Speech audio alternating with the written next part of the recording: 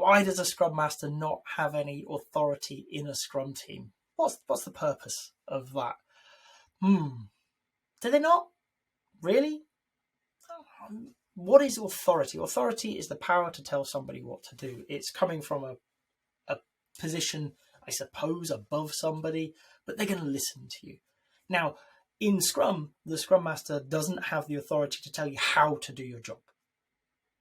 Okay, fair enough.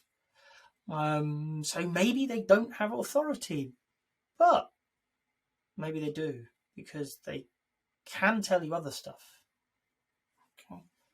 What we've got to think about here is, what's the role of a Scrum Master? They are there as a guide, a coach, a servant to the team, and a leader.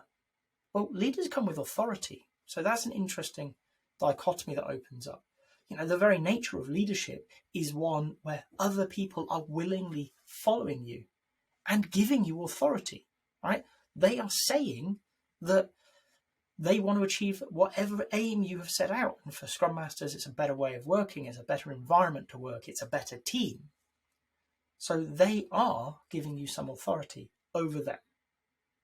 Okay? What you're not going to do is abuse that authority. Okay? You're not going to tell them what to do and how to do it all the time. You're going to work with them. Okay? So I don't believe Scrum Masters have no authority. Okay? They have no organizational authority. Nobody turns around to them and says, you're in charge of this.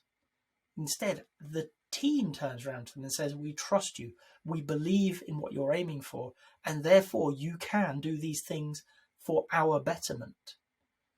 Okay? That's a very different type of authority, but I believe it is still authority. It's a power.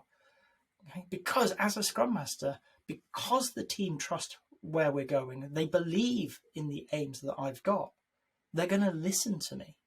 They're going to listen to what I have to say. They're going to potentially do as I ask, but I'm not going to order them around. Okay? I'm going to work with them. I'm going to coach them. I'm going to guide them. I'm going to cajole them. I'm going to tease them occasionally into doing things that are better for them. Okay? Because they've given me that power, which is a very interesting place to be. You don't have the ability to say, do this and do that and do that. Okay? But you do have the ability to say, would this help you? Would that help you? Well, you said you were gonna, right? Holding a mirror up to the team, helping them think and reflect and move forwards. Okay. Now, why do we have that type of authority? Why do we not have that positional authority of just being put in charge? Well, because what would we be in charge of? Okay. We look within a Scrum team, and inside most agile teams, there is somebody responsible for what are we building, why we're building it, and when. The product owner in the Scrum world. Okay, somebody who is there to articulate the point behind the product, order things for delivery, have conversations with customers and stakeholders and people like that to make sure that we're not only building a thing, but we're building the right thing. Okay, so what's a Scrum Master going to do there? Get in the way?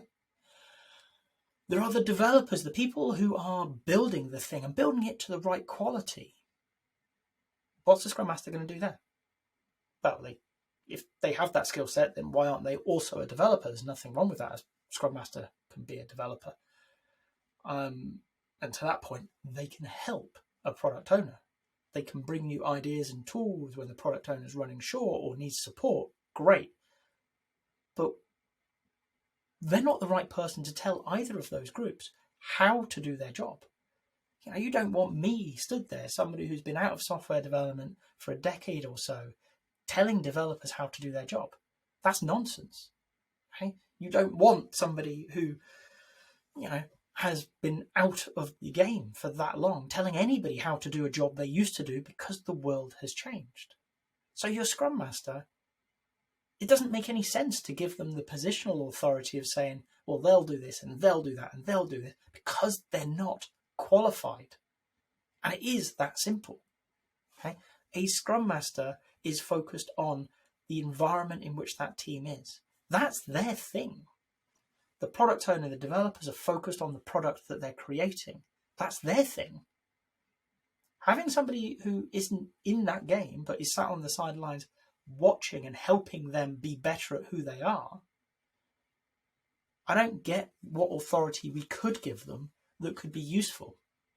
Okay? So the authority that a Scrum Master have is given by the team, and it's one to help the team be better. What they're doing is they're turning around to the Scrum Master and saying, we like this future you're talking about. We believe we can be better, and we believe that you are the right person to lead us on that journey.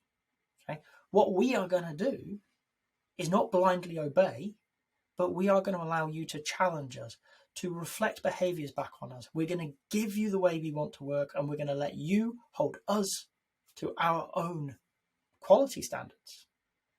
So you can't tell us what to do. We will tell you what we want to do, and you will ensure we do it.